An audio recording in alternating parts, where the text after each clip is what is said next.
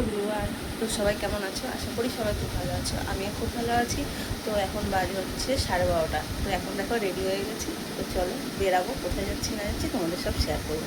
তো বাড়ির থেকে বেরিয়ে চলে আসলাম হচ্ছে সোদপুর স্টেশন। তোমরা সবাই কম বেশি মানুষ জানো যে আমি কোথায় থাকি। আমি থাকি হচ্ছে সোদপুরে।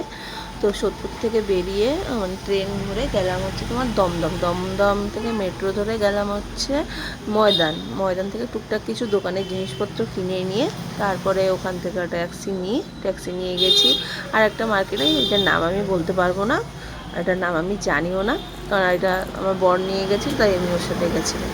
আমি এগুলো নাম বলতে পারবো না। তো ওখান থেকে কিনে দেখে শুনে কিনে নিয়ে, এত বৃষ্টি হচ্ছিলো সব কটা ভিডিও করতে পারিনি।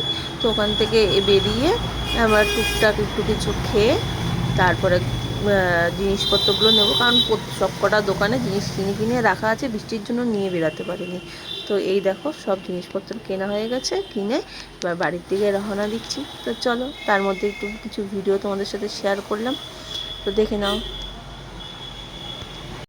তো এরকম নতুন নতুন ভিডিও দেখার জন্য আমার চ্যানেলটাকে ফলো করো, লাইক কমেন্ট শেয়ার তো করোই।